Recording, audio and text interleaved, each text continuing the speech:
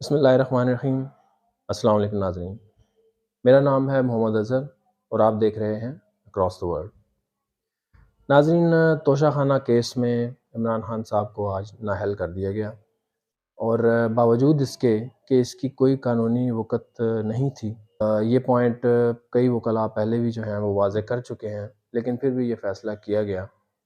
ایک طرف تو عوام کا سونامی ڈٹ کے کھڑا ہے عمران خان صاحب کے ساتھ، اور ہر بار ضمنی انتخابات میں ان کو تاریخ ساز فتح ملتی ہے، اور دوسری طرف عوام میں اس قدر مقبول لیڈر کو صرف اس لیے نااہل کر دیا گیا کیونکہ الیکشن میں آپ ہرا نہیں سکتے اس کو، اور دوسرا یہ کہ آپ کو ڈر لگا ہوا ہے کہ جب وہ جیتے گا تو وہ 2/3 سے بھی زیادہ اکثریت سے آئے گا اور بڑا مضبوط وزیر اعظم بنے گا اور پھر چھوڑے گا نہیں کسی کو۔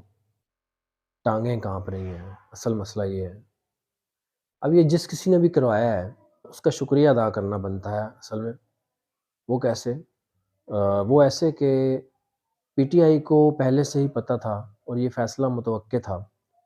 پہلے بھی پی ٹی آئی کئی دفعہ یہ بات واضح کر چکی ہے کہ موجودہ چیف الیکشن کمیشن جانبدار ہے اور وہ عمران خان صاحب کو پسند نہیں کرتا، اسی لیے انہوں نے پہلے سے تیاری کر رکھی تھی، اور ان کا منصوبہ یہ تھا کہ جیسے یہ فیصلہ آئے گا وہ درخواست لے کے اس کے خلاف عدالت میں پہنچ جائیں گے، اور اب ایکچول میں ہونے بھی یہی جا رہا ہے۔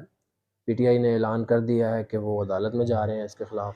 یہ کیس یقیناً وہاں پہ اڑ جائے گا، لیکن یہاں پہ ایک بہت بڑا پنڈورا باکس بھی کھلے گا اب، اور ماضی میں توشہ خانہ سے کس کس نے ناجائز طریقے سے کیا کیا فائدے اٹھائے وہ سب کچھ سامنے آئے گا۔ نواز شریف ہوں، زرداری ہو، گیلانی ہوں یا دیگر، ان سب کے خلاف اب کیس بنے گا، اور وہ بڑا مضبوط کیس بنے گا، کیونکہ وہ سیاسی بنیادوں پر نہیں بلکہ حقیقی کرپشن کی بنیاد پر بنے گا۔